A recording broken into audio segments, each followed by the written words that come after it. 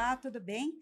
Vamos começar agora mais uma diária de gravação do Feminino Cast, que está na sua nova fase, com a minha amiga Alexandra Lohas, que já fez alguns episódios com a gente, mas que vão ao ar em 2026 com um lançamento bombástico. E hoje nós duas vamos receber uma mulher muito especial, especialmente para a Lê, que é amiga dela, pessoal, né, Lê? É uma grande amiga, a Milene Ramos, que eu conheci há muitos anos e admirando sempre a trajetória dela, por ser uma mulher negra que estudou na Stanford, na Colômbia, e que se tornou uma juíza federal no Brasil. É isso, então nós temos a honra hoje de receber a doutora Milene Ramos. Eu a conheci alguns anos atrás, quando ela estava se mudando para a Alemanha, porque encontrou o amor lá e foi atrás do amor e está muito certa. E ela tem uma história linda, filha de uma empregada doméstica e de um caminhoneiro, trabalhador, na verdade, de mão de obra, né, da construção civil. E ela tem muito a nos falar, muito a nos tocar, muito a nos inspirar, porque nossa trajetória nem sempre é fácil, é muito difícil, na verdade. E a Milene sabe bem disso. Seja bem-vinda, te passo para começar com a nossa amiga Lê. Oi, Milene, seja super bem-vinda, que honra ter você aqui conosco hoje. Gostaria muito de saber como é justamente crescer num sistema social onde você talvez naquela época não tinha tantas referências para se tornar a melhor versão de ti mesma. Então, como é essa solidão de ser uma mulher negra que tem ambição e que tem de trilhar essa jornada sozinha pela primeira vez? Bem, boa tarde a todas e todos e todos que estão assistindo, todes. É um grande prazer estar aqui com minha super querida amiga de anos, Alexandra Lohas, e também com minha colega aqui de profissão, amiga, temos amigos e amigas em comum, Alessandra Nuso, que eu admiro bastante também o seu trabalho aí pelas mulheres, né, no combate à violência. Parabéns pelo podcast, que eu acho assim incrível quando vocês falaram da ideia, eu falei, é isso que a gente precisa, um podcast para falar da gente. Pois bem, a minha jornada, desde que eu comecei, ali eu nasci na periferia de São Paulo, periferia da Zona Sul de São Paulo, é uma jornada muito longa. E isso para dizer para vocês, e para você que está em casa também ouvindo, que algumas mudanças, alguns sonhos, eles demoram, mas vale a pena ser perseguidos. Às vezes eu olho para trás e eu penso, parece que eu já vivi, eu terminei de fazer 60 anos esse ano, estou super feliz. 6 décadas, mas parece que eu vivi muito mais do que 60 anos. Parece, às vezes eu olho para trás e falo, meu Deus, eu não já vivi uns 100 e poucos anos, como nascia, como dizia o Raul Seixas, né, há 10 mil anos atrás eu nasci. É profundo, não é fácil, mas vale a pena, porque eu sou filha, né, como a Alessandra, né, bem falou, eu sou filha de uma empregada doméstica, de um trabalhador da construção civil. O meu pai, ele, aos 36 anos de idade, ele sofreu um derrame cerebral após passar muitas horas trabalhando numa obra aqui de construção em São Paulo. Então, Construindo o metrô de São Paulo, sim, né? Após 36 horas sim, direitas trabalhando, né? Que trabalhando, ele absurdo. sofreu um derrame cerebral e se tornou uma pessoa com deficiência. Mas, com a aposentadoria por invalidez que ele recebia, ele nunca pôde parar de trabalhar, ele trabalhou até falecer. E minha mãe é uma empregada doméstica que veio para São Paulo com a mãe já doente também. Minha avó tinha doença de Chagas. Nos anos 50, elas vieram para São Paulo para trabalhar como empregadas domésticas, passaram por muitas dificuldades. E eu não tinha efetivamente referências de dizer, olha, essa vida pode mudar. Né? Nós éramos uma família muito numerosa, com muitas dificuldades para manter ali todo mundo, né, minimamente. Agora, o que eu tinha? Eu tinha algo que ninguém conseguiu tirar de mim nunca, que é a minha vontade de fazer mudança, de mudar a minha vida, de fazer mudança na vida das pessoas. isso nunca ninguém pôde tirar. E isso é uma das primeiras coisas que eu acho que a gente precisa pensar quando a gente gostaria de ter efetivamente uma mudança. Sonhe, se permita sonhar. Isso é muito importante. Né? Porque quando você vive em determinados meios, você não encontra onde se apoiar, você não encontra algo que você fala, não, mas eu tenho ali um exemplo, eu tenho ali aquela... Não, E não existia. claro, você não nasceu juíza, né? É todo um processo Com certeza, lento e assim, difícil, mas tem que ter a visão e ir atrás. Mas com certeza não é só assim, algumas pessoas que nascem com alguma predisposição. Todo mundo pode se tornar sua melhor versão no ramo que quer. É com possível. certeza. A impossibilidade de eu, nascendo onde eu nasci, crescendo numa periferia tão pobre, uma das minhas amiguinhas, para vocês terem uma ideia, que brincava comigo quando eu era criança, ela era um pouquinho mais velha, ela foi assassinada na porta de casa, Meu a poucos Deus. metros da minha casa, com 11 anos de idade.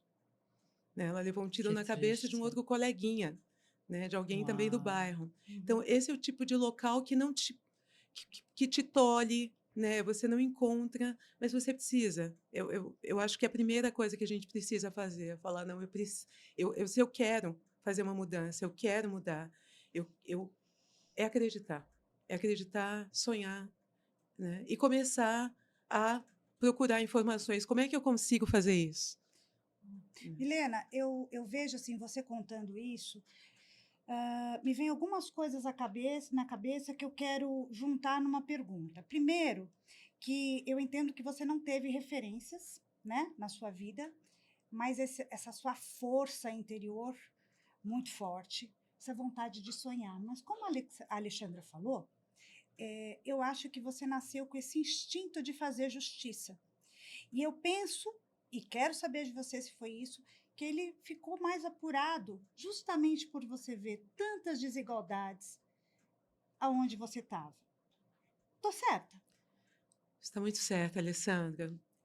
Realmente, você acaba tendo que desenvolver algumas habilidades e você começa a observar algumas coisas que talvez passassem desapercebidamente para outras pessoas. Por exemplo, eh, as injustiças que a minha família sofreu e você cresce com aquilo, com histórias como, por exemplo, minha mãe, que ao chegar em São Paulo, no primeiro final de semana, trabalhando no Brooklyn, na casa, né, numa casa de família, ela junto com a mãe, trabalhando como empregadas domésticas, elas se alvoraram, elas têm uma outra palavra, mas elas ousaram sair no domingo após servir o almoço, após limpar a cozinha, para passear de bonde, porque elas não conheciam São Paulo. E no que elas foram passear de bonde, né, aquele controle do empregador sobre a vida da empregada doméstica, que é cerrado, né, ele não termina, Abusivo. né, a sociedade abusiva, a sociedade brasileira não muda. Elas chegaram um pouco mais tarde do que era permitido pela patroa e foram demitidas sumariamente. Minha mãe e minha avó doentes, minha avó doente, com doença de Chagas, elas se tornaram pessoas em situação de rua, na primeira semana de São Paulo, Meu Deus. por terem ousado a sair para passear de bonde no domingo. Né? Ousados serem Que felizes por absurdo, né? alguns Por instantes, alguns né? instantes para conhecer Uhum. a cidade. Então, elas foram colocadas na rua e se tornaram pessoas em situação de rua. O meu pai e minha mãe foram acusados de furto. Quando abriu aqui, também isso já nos anos 60, a primeira loja de departamento no centro de São Paulo, era um tipo de um supermercado. Mapping, por acaso? Eu acredito que nem era o mapping ainda. E é nessa loja de departamento eles foram, né, ali da periferia, tomaram o ônibus para ir para a cidade, né? Quando a gente falava centro de São Paulo, você chamava de cidade. Uhum. Então foram para a cidade para conhecer essa loja, para passear, e lá meu pai foi acusado de furto, né, de estar furtando algo. Claro, uma acusação totalmente infundada, absurda, Uhum. né? Mas é esse tipo de engessamento que tem na sociedade brasileira, né, que vem do racismo estrutural, que faz com que, por exemplo, 64% da população brasileira hoje que trabalha como empregada doméstica sejam pessoas negras. Então, Exato. 64% das empregadas domésticas são mulheres negras, Sim. sendo que, é claro, existe uma over-representação, uma super-representação, já que as mulheres negras, elas somam aí um total da população brasileira, né, que é o contingente de mulheres negras é de 30%. Sim. Muito Né? interessante também, realmente, você compartilhar isso, né? O quanto essas micro-humilhações ou microagressões também nos acontecendo, claro, é pesado, mas também ver isso acontecendo com nossos parentes, né? É avassalador, mas queria justamente saber o que te manteve de pé nos dias em que parecia que o sistema queria te expulsar, o teu sucesso incomodava. Como você foi assim buscar resgatar, né, alguma autoestima ou né, para continuar? Alexandra, quando você passa por situações tão difíceis Uhum, como a que eu passei na minha vida, enquanto você, né, você já nasce com aquela desigualdade que está na sua cara uhum, e ela vai afetando a todas e todos que estão ali no teu entorno, de uma forma extremamente negativa, você não tem opção. Ou você luta ou você sucumbe. Algo que sempre me fez ir à frente foi pensar nas dificuldades que minha mãe, que as minhas ancestrais Sim. passaram antes de mim, né? Pensar na minha mãe no meio da rua, num domingo frio, uma tarde fria de domingo, passando a virar, né, passando a ser uma pessoa em situação de rua, com uma mãe doente. Pensar na minha avó, lá atrás, nos anos 30, que morreu de tuberculose, trabalhando em fábrica de fumo na Bahia, porque ela não tinha outra opção. Essas histórias, uhum, né, essa ancestralidade, né, e você pensando ainda um pouco mais atrás, tudo que o nosso povo sofreu claro. nesse país, ao serem sequestrados da África e serem trazidos para cá, Uhum, né, vítimas do maior crime que já aconteceu na humanidade, né, que tem registro, né, foi a escravidão. uhum, E no Brasil, uma escravidão que abrangeu aí milhões de pessoas, dentre dessa escravização, desde o sequestro, as pessoas também que nasceram aqui. Então, eu não tenho como pensar, eu não tinha e não tenho como pensar em desistir. Não é, tinha outra Não saída, tem né? outra saída é, e também tem outra coisa. Cada uma dessas violências que minha família sofreu e que eu sofri serviram para mim como combustível para ir isso. mais longe. Foi por isso que eu gravei aquele vídeo na Grand Central Station em março, para mostrar que uma empregada doméstica como a minha mãe, que circulou lindamente pela Grand Central Station na primeira vez que nós visitamos Nova York, ela não tem nenhum motivo para ser tirada da possibilidade de é, de fulfill, de conseguir, Preencher. Uhum, o sonho dela. E o Aham. sonho da minha mãe era uhum, conhecer Nova York. Certo. E em 1997, nas minhas primeiras férias como juíza, eu eu falei, eu quero que minha mãe vá para Nova York, mas primeiro eu tentei ver cada um dos meus irmãos e da minha irmã se alguém iria com ela, porque eu tinha medo. Sabe, eu não posso para Nova York, eu não sei nem falar como é que eu vou para Nova York, mas ela quer tanto ir, é o sonho dela, alguém vai. Não tinha ninguém, eu fui com minha mãe. E minha mãe, ela arrasou em Nova York, sem saber falar, sem nada, e falando, Milene, vamos, sabe, vai dar certo. E esse vídeo na Grand Central Station, que foi gravado em março de 2025, ele foi justamente uma celebração para aquela mulher que, com toda a discriminação, com todas as violências que ela sofreu, ela conseguiu o sonho dela, conseguiu fazer com que o sonho Sim. dela se sim. tornasse realidade e me abriu a minha cabeça para ter outros sonhos, Hum. Que né? continuam, acredito, até hoje são infinitos, né? Infinitos. Milena, quando eu ouço isso, e a Alexandra, eu falo verdadeiramente, eu estou aprendendo muito com ela essas questões, porque a gente realmente tem que gritar, e esse espaço foi feito para isso, porque isso que você fala é estarrecedor, é desumano, mas você chegou lá. E como você conseguiu na prática? Porque eu não consigo entender uma pessoa com tanto sofrimento, claro, isso foi combustível, tal, mas tanto que você é uma em 1 milhão, né? Que conseguiram isso, infelizmente.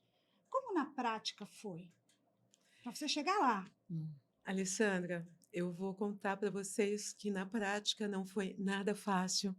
Uma construção muito difícil, porque vamos lá, vamos voltar para os meus 5 anos de idade, quando eu entrei no primeiro ano da escola. Eu tive que entrar antes, porque minha mãe não tinha com quem me deixar. Então, como não tinha com quem ficar, eu já sabia ler e escrever, eu tinha aprendido em casa. Minha mãe, com 5 anos de idade, ela me botou na escola. Então, eu fiquei lá, fui indo, fui, né, passando, às vezes repetindo, mas fui ficando na escola. Você não consegue, eu já tinha, eu olhava aquilo em torno e falava, eu preciso, eu queria isso, eu queria aquilo. Você não consegue efetivamente imaginar que aquilo vai acontecer, que você vai conseguir realizar qualquer plano teu, porque você está numa escola no sistema racista, está num país racista. Sim, O Brasil, a Alexandra Lojas fala muito bem, sim, fala que mesmo. é um dos países mais racistas do mundo.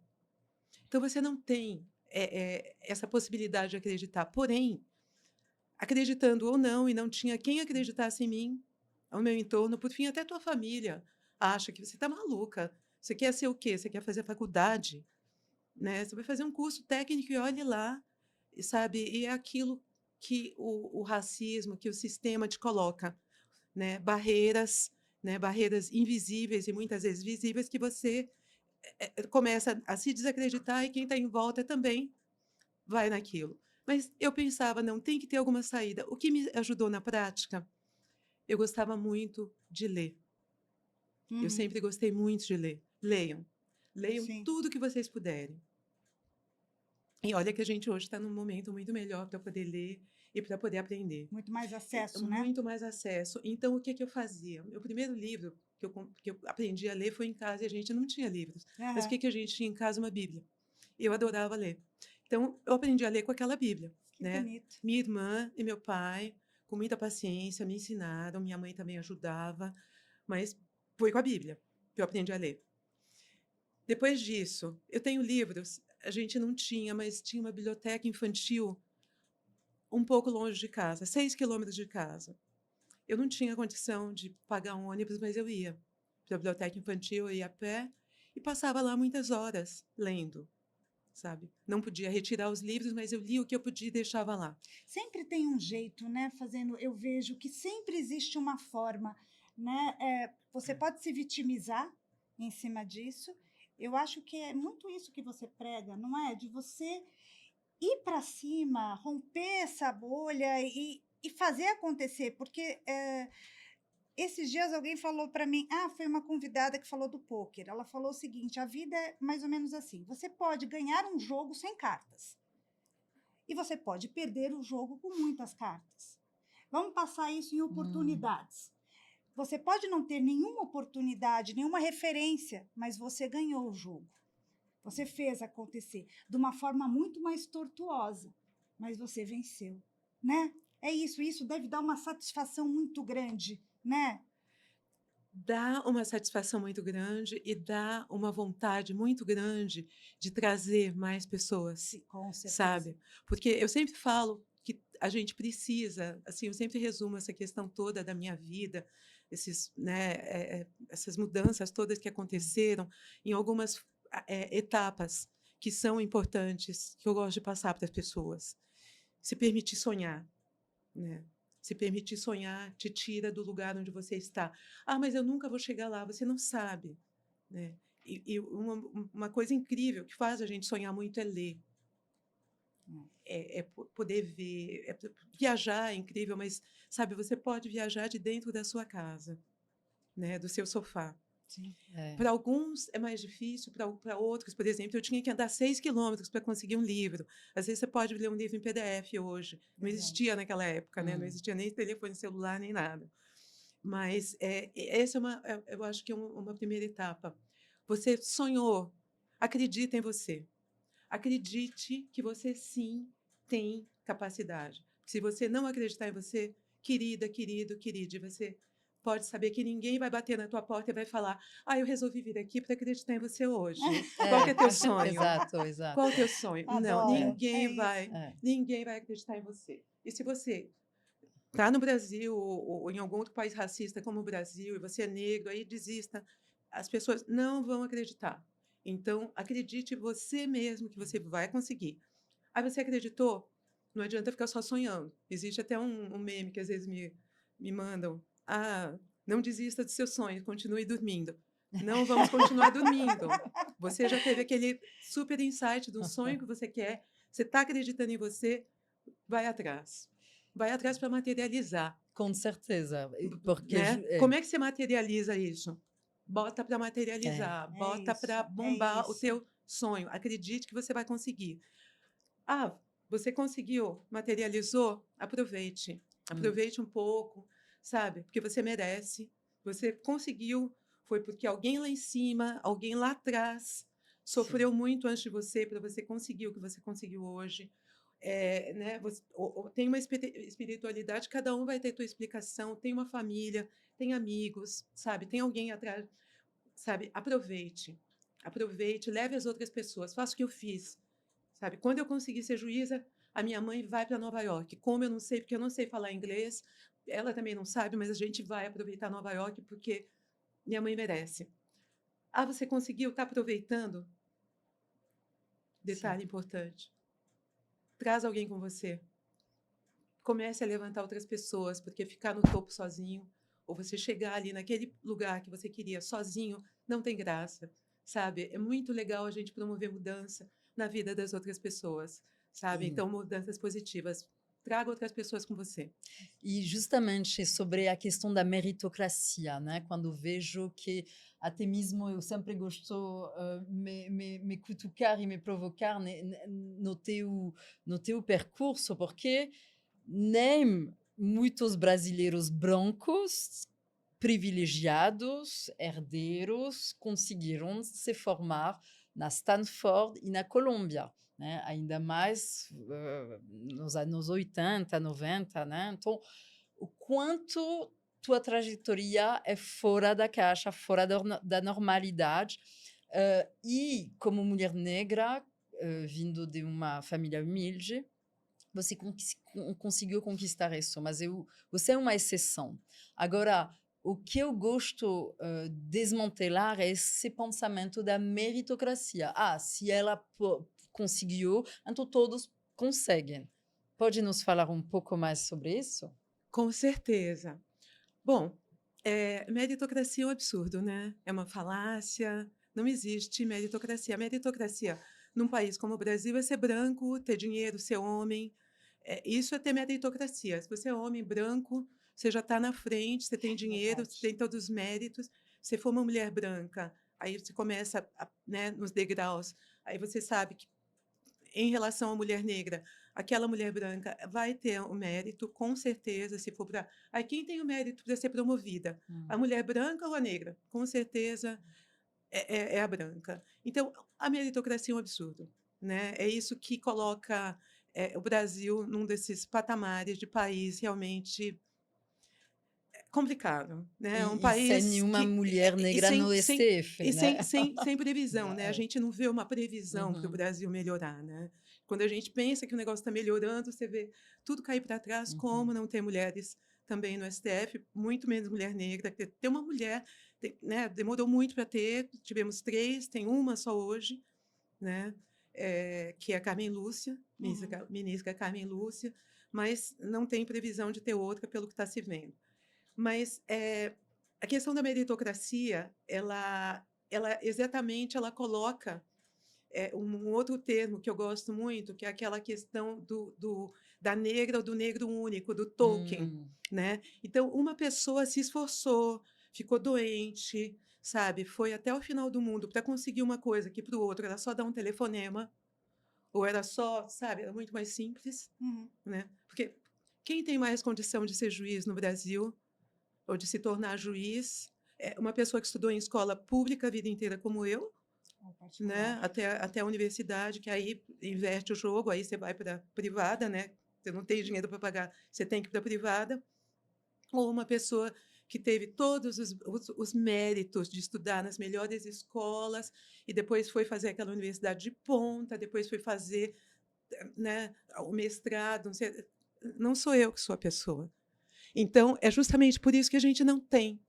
Por isso que o Brasil tem menos de, ainda que com cotas, nós não chegamos a 14% de juízes negros e juízas negras, quando se fala em mulher, ainda cai ainda mais o número. E no Supremo, até hoje, tivemos apenas 3 ministros negros. Né? Já É um faz muito tempo absurdo que o Joaquim isso, meu Barbosa se Deus. aposentou. É. E com nomes incríveis, Uhum. tanto de homens como de mulheres negras, para serem nomeadas Claro. para o Supremo Tribunal Federal. Eu poderia ser uma ministra do Uhum. Supremo Tribunal Federal, apesar de não ter interesse nisso, me aposentei da magistratura, mas conheço vários nomes de mulheres negras incríveis que poderiam estar lá. A ministra Vera terminou, sabe, poderia totalmente, Uhum. né? E é esse atraso, né? E esse atraso que nos deixa nessa posição difícil de você não conseguir avançar. A gente tem os prejuízos humanos do racismo, né? Prejuízos de histórias como do meu pai, da minha mãe, pessoas que são desperdiçadas. Nós temos prejuízos econômicos que o banco, né? O World Bank, o Banco Uhum. Mundial já Uhum. comprovou que PIBs de países como Brasil, Estados Unidos e França, por exemplo, subiriam muito fosse eliminado o racismo, Hum. né? Com certeza. Ou, Alexandra, desculpe até interromper, fazer uma parte. Não sei nem se você se recorda que você falou isso para mim, mas eu nunca esqueci. Que se eu tiver errada no número, que 56%, enquanto 56% da população não estiver, né, os negros não Uhum. estiverem no poder, está errado. E realmente o Brasil não vai para frente se 56% da população estiver sendo engessada e massacrada dessa forma. Uhum. Né? A maioria, meu Deus, sim, Que são negros, que né? são Esses negros. 56%, Isso. né? Segundo o IBGE, com certeza. E que consomem 1,8 trilhões de reais e são 118 milhões de pessoas. Então, com certeza, eles precisam fazer Com parte do certeza. governo, do Congresso, do Senado, dos boards executivos das empresas, etc. Né? Não, e você falava, né, do PIB, mas imagina que essa população que é segregada e que não tem oportunidades é uma população que fica muito aquém daquilo que poderia ir. Uhum. E com isso, nosso Brasil também. Eu conversei recentemente, não sei se você. Eu estou louca para que ela venha aqui, a gente está tentando encaixar a agenda, que é a ministra Luiz Linda. Você conhece? Sim, claro. E sim. ela é Adoro ela. maravilhosa. Nós conversamos longamente, eu chorei com ela e ela falou, tô avisando, viu, ministra? Ela falou que quando ela chegar aqui, que a gente vai dar um abraço de quebrar ossos. Ela falou isso, ela é muito Que fofa. graça. E ela conta que quando ela estava na faculdade, o professor virou para ela, o que você está fazendo aqui? Vai para casa, lavar roupa. Né? E que quando ela se formou, ela ficou até com vontade de ir lá, mas não para ter uma briga, mas para agradecê-lo porque ela com isso, como você, tomou como um combustível para subir, né? E, enfim, na verdade não é nenhuma pergunta, tô falando aqui alguma coisa que me veio, porque quando você fala, eu fico assim realmente impactada.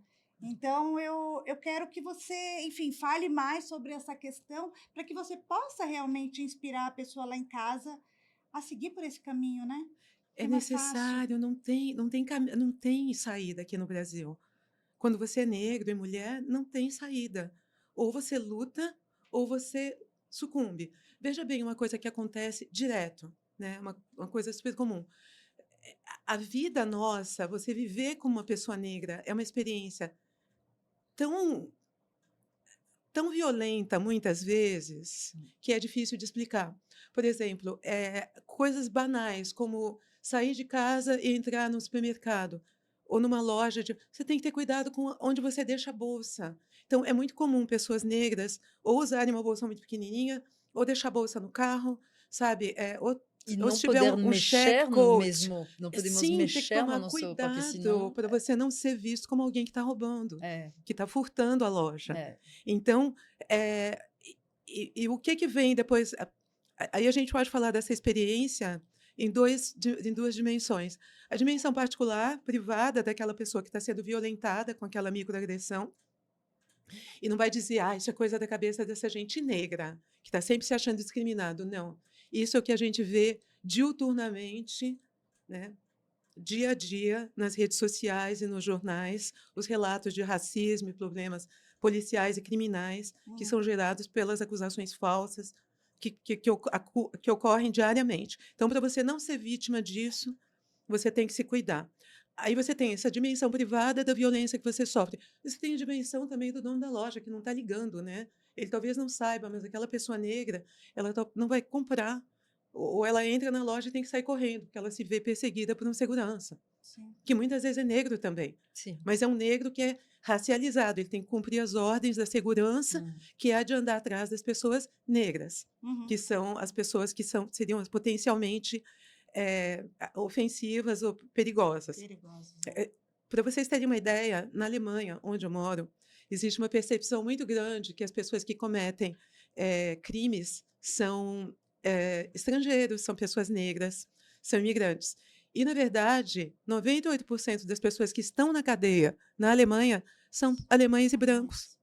Não são nem alemães de origem, né? Não, eles são alemães brancos e estão na cadeia tranquilos, né? Mas as pessoas que estão do lado de fora veem uma pessoa negra, ai, nossa, deixa eu puxar minha bolsa para cá, porque, né, é perigoso. Então, esse tipo de violência ele violenta o indivíduo, e aí também vem a dimensão do negócio, o negócio perde. E aí você passa para a dimensão, uma dimensão mais macro de economia. Sim. É claro que a economia perde, é claro que o PIB perde, né? E é claro que aquela pessoa também que é discriminada em outros espaços, como, por exemplo, no mercado de trabalho, ou que não pode sair de bonde para passear, né? Falando aí de vintage, não pode, digamos, sair de metrô para passear no final de semana, ela vai deixar de gastar dinheiro também, Hum.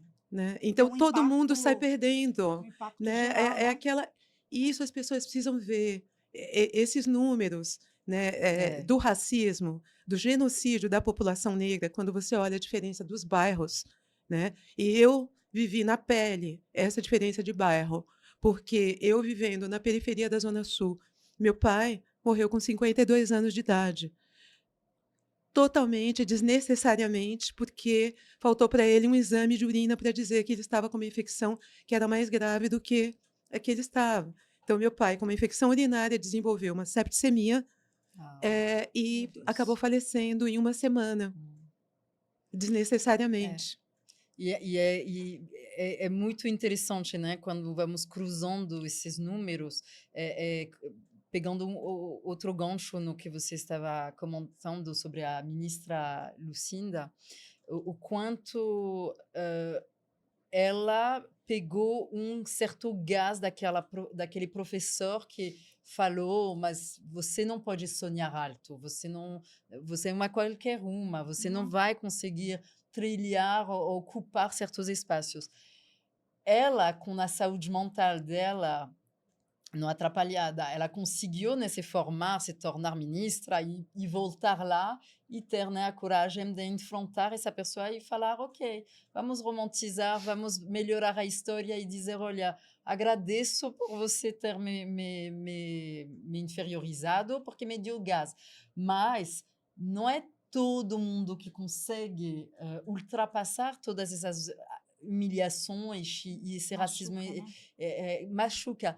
Gostaria de saber como você cuida da parte da saúde mental, justamente frente a todos esses episódios que sempre querem te colocar para baixo, ou nem enxergar, né, a possibilidade de ser juíza, né? Não sei se você já sofreu no fórum, chegando no fórum, pensando nem acreditando que você era a juíza do dia. Pois é, tem essa questão também que é importante, né? O quanto tudo isso te abala. É claro que o racismo adoece, não existe a pessoa que fala, ah, eu. Bom, começa que algumas pessoas não notam né, que sofreram racismo. Provavelmente, não sei onde elas estavam, mas é muito comum você conversar com pessoas negras que, depois de 30, 40 anos, elas reconhecem que algo que elas passaram era racismo. Elas não entendiam na época o que era, verdade. né? Mas é difícil você não ser abalado. Eu cuido da minha saúde mental há muitas décadas, né? Há muitas Eu décadas. também. E não tenho nenhum preconceito em dizer isso, eu acho Claro que não. importante. Já fiz Uhum. terapia, faço terapia sempre que necessário, às vezes paro um pouco, volto para a terapia. Se for necessário tomar medicação, tomo medicação também, porque a mente é como o corpo, não adianta você querer curar gastrite pensando, não, eu não tenho gastrite, Uhum. eu vou ser forte. Não, você tem que também chegar no momento que você fala, poxa, eu preciso realmente de uma higiene aqui mental, algo que vai atacar uma determinada questão. Então, eu acho muito importante, sim, cuidar da saúde mental, não ter preconceito contra isso. Eu acho, se a Simone Biles, que é a Simone Biles, Pois é, deusa, parou a carreira dela por alguns meses por verdade, questão de bem saúde lembrado. mental, Ó, né? E tem outros atletas, né, também, hoje, pessoas conhecidas, não só atletas, mas que assumem publicamente. Eu não vejo nenhum problema nisso, aliás, nunca vi. Eu sei que é um tabu, né, que precisa ser desmistificado, porque muita coisa você não aguenta só. Então, você precisa de se aliar, né, de todas as ferramentas necessárias. Né? Para viver no Brasil não é para amador. Então, todo tipo de ferramenta legal é possível. eu achei muito bacana a abordagem que a Alexandra fez, de a gente não romantizar certas situações, porque é impossível não sentir dor diante de situações como você coloca. Né? Como eu falei, eu estou aqui impactada com tudo isso que você está me dizendo. E não posso deixar de aproveitar uma juíza aqui na minha frente, porque juíza sempre será, e te perguntar do nosso judiciário, das nossas leis, as mulheres negras sofrem violência doméstica em um número muito maior do que as mulheres brancas, naturalizam isso, como você colocou agora mesmo, que muitas violências que as pessoas negras sofrem são naturalizadas por elas mesmas, né? Como se, ok, e pelos outros. Então, eu queria que você me desse a sua opinião geral sobre o judiciário brasileiro atualmente. Olha, eu me aposentei já com um projeto de vida de que eu não queria estar na magistratura ativa até completar 75 anos de idade. Eu acho importante a renovação e acho que eu tentei modestamente durante a minha passagem pelo judiciário de pontuar algumas questões que eu trazia com a minha experiência de vida e da minha família. E acho que eu pude fazer isso de alguma forma, mas o que eu vejo hoje no judiciário é um judiciário engessado, que mesmo com cotas, você não consegue uma diversidade como ela deveria existir. Uhum. Né? Como a Alexandra falou, são 56% da população, 56% deveriam ser um percentual de representação da população negra no judiciário. Você não tem, você está muito longe disso. E eu vejo assim uma possibilidade disso acontecer. Não sei quando isso vai realmente, porque você vê, nós temos uma vaga aberta hoje, né, uma vaga que está se abrindo no Judiciário com a aposentadoria no Supremo, com a aposentadoria do ministro Barroso. O presidente Lula está sinalizando de que não vai escolher uma mulher, e muito menos uma mulher negra. Né? Ou seja, está perdendo uma oportunidade muito valiosa de fazer mudança e de fazer aquilo que ele mesmo se propôs durante a campanha dele, que era de aumentar aí a diversidade no poder público.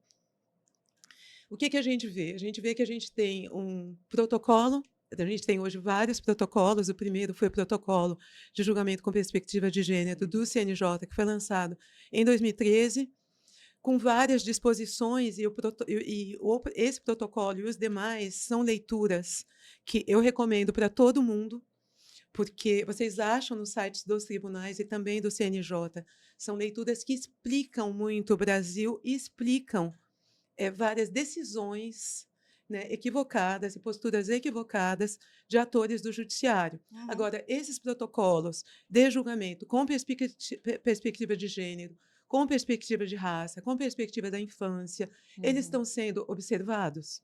Não. Não mesmo. Eles não estão sendo observados porque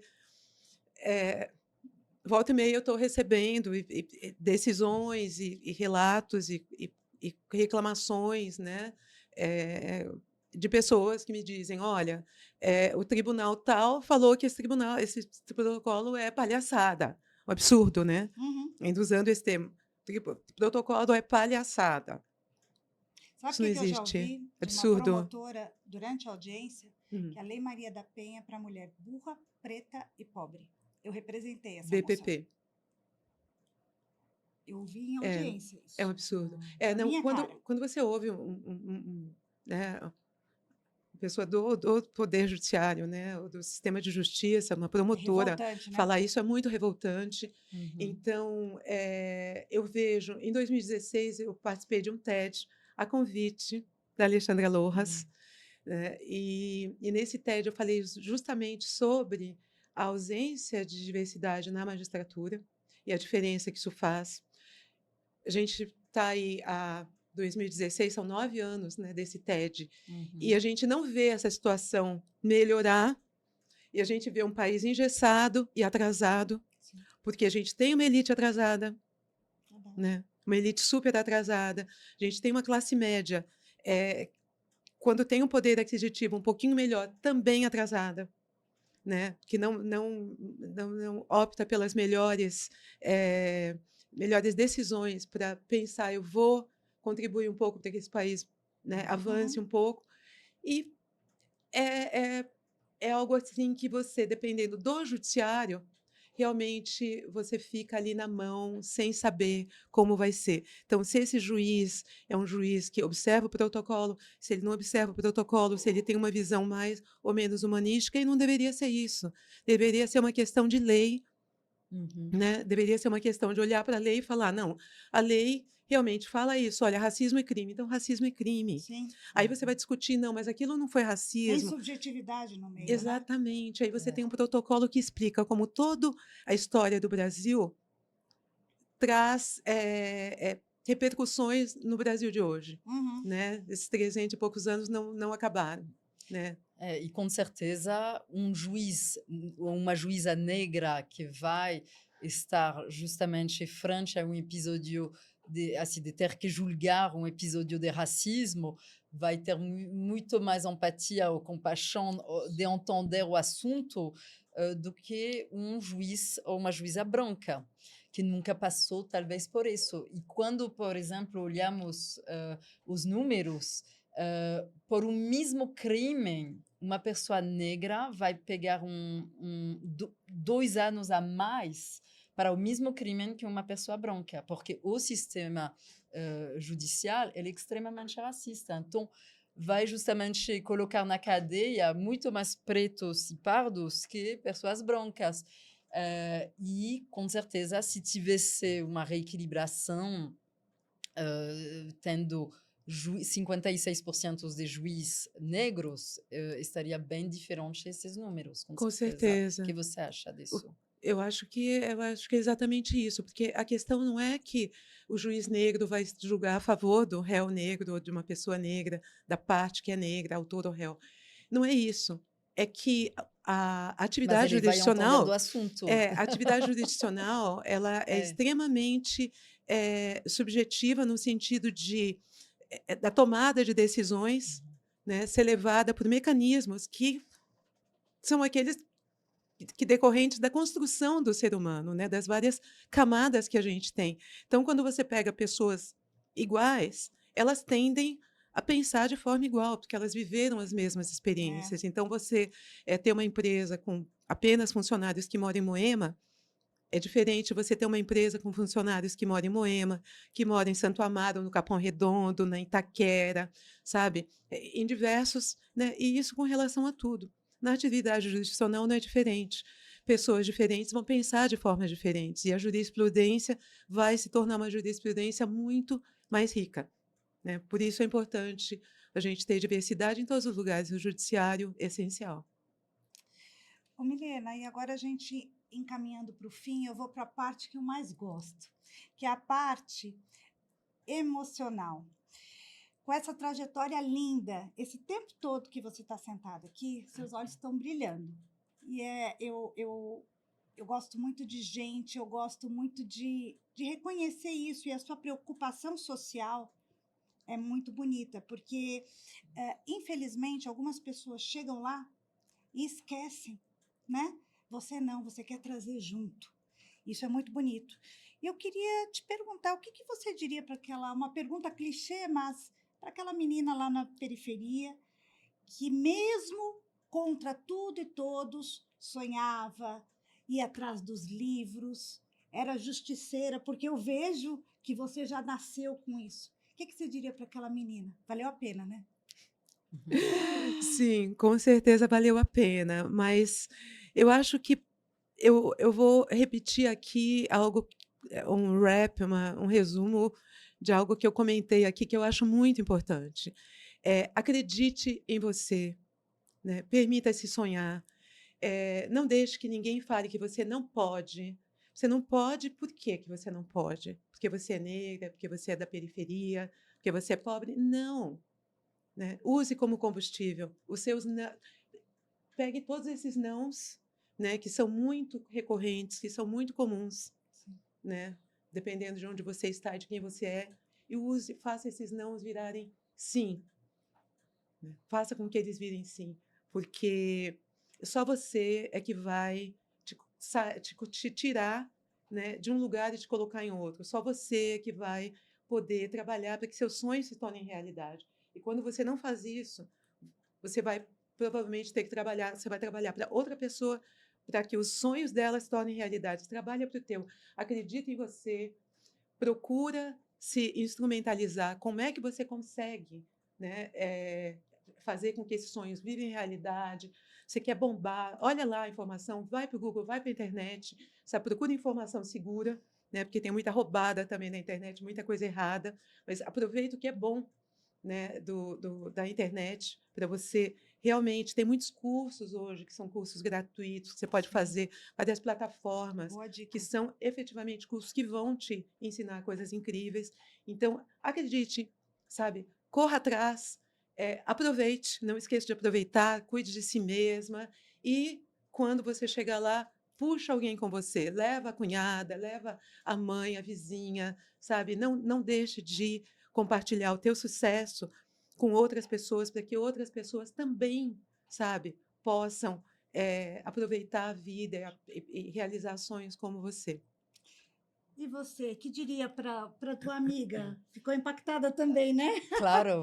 Não, justamente gostaria você nos falar um pouco das iniciativas que você tem com Afrotalentos, também com aquele board das escolas Columbia, Stanford, para justamente, né, estar sempre nessa dinâmica de puxar outros alunos, outras pessoas ambiciosas a se tornar sua melhor versão. Sim, são muitos projetos.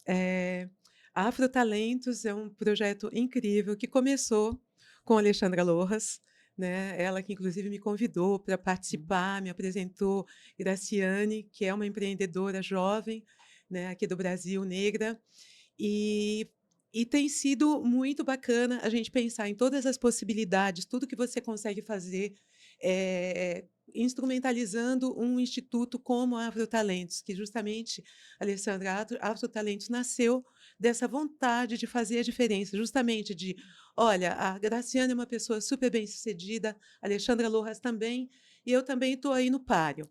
Por que não a gente fazer algo, né, para impactar outras pessoas, para trazer outras pessoas, para com que elas possam se preparar melhor para o mercado de trabalho? E a Afrotalentos é a respeito disso, sabe? Lindo. É incrível.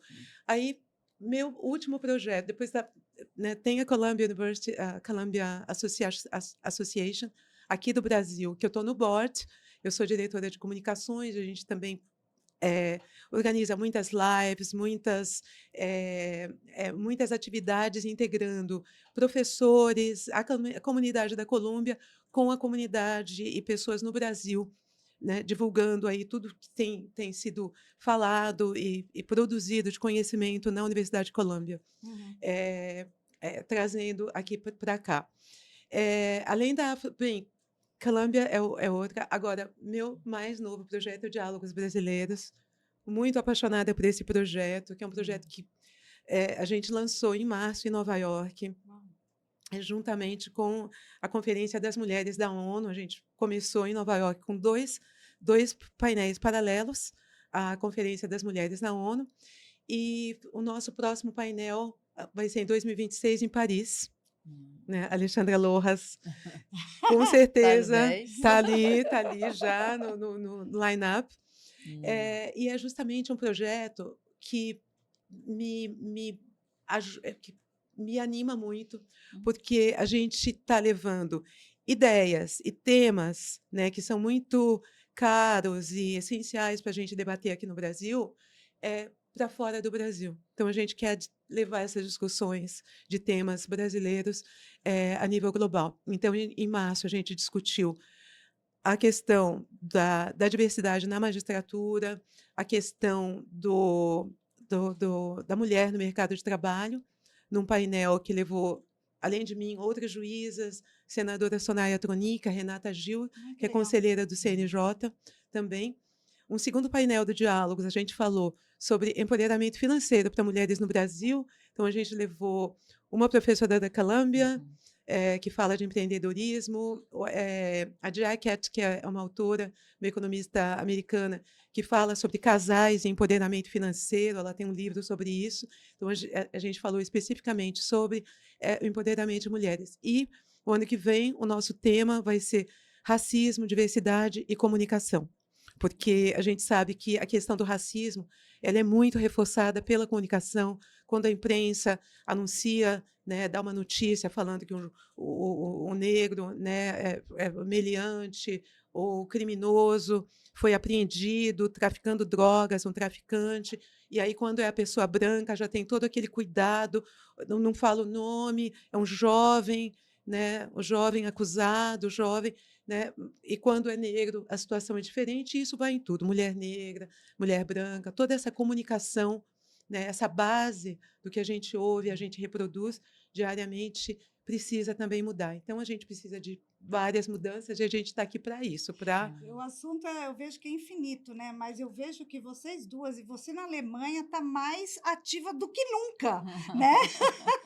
Isso é muito bacana, assim. Eu acho que de alguma forma, você está sempre em movimento dentro da tua área e fazendo a diferença para que, como você falou, trazer, agora não é mais só uma, você está trazendo um batalhão junto com você, né? E são temas, assim, vejo muito importantes, esse que você falou do racismo e da comunicação, é muito interessante. Eu confesso que eu não tinha prestado atenção nisso. Então, enfim, todos nós só temos a ganhar. Infelizmente, o nosso tempo está terminando, está curtinho. Então, eu gostaria de agradecer primeiro a parceria super presente, super forte da Alê, aqui ao meu lado. E você, Milena, que reencontro, nada é por acaso.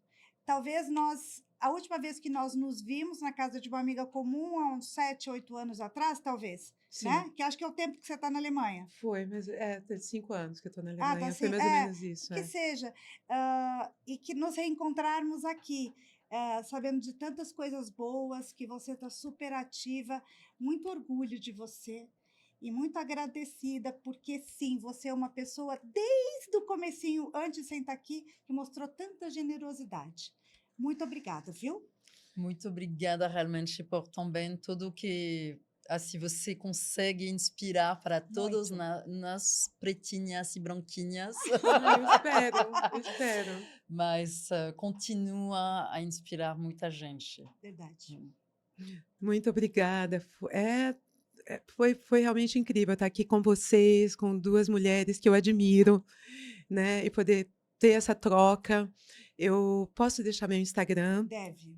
Milene Brasil, me sigam, MYLNE, Brasil com S, e a gente está aí. Eu espero que tenha efetivamente, né, que essas mensagens cheguem aí nas pessoas que precisem, que estão se sentindo, às vezes, sem saída, né, principalmente vendo as notícias, vendo tanta coisa acontecendo, e é diuturno, é diário, né? Essas violações, esses problemas todos que acontecem ao nosso redor e vão minando a nossa confiança, mas não acreditem nas coisas negativas sobre você, que você ouvir, não acredite que você não vai conseguir, consiga sim e depois saia por aí passeando, desfilando e aproveitando e levando as suas amigas e conhecidas e todo mundo que você quiser levar junto, mesmo que você não conheça. Né? Fazer um grande pelotão de pessoas que sonham e fazem acontecer, que não se conformam de viver num país racista, sofrendo violências diárias, sem fazer absolutamente nada. Tome atitude já, levante-se por você. É isso. Muito obrigada, Milena. E Obrigada. você lá de casa, eu tenho certeza que esse episódio, além de inspiração, te trouxe muita informação. Eu sempre digo, informação é poder. E não se esqueça, estamos quinzenalmente, tanto no YouTube quanto no Spotify, sempre às quartas-feiras, às 19 horas. Obrigada a todas, obrigada a você lá de casa. Esse podcast foi produzido por Gramofone Podcast.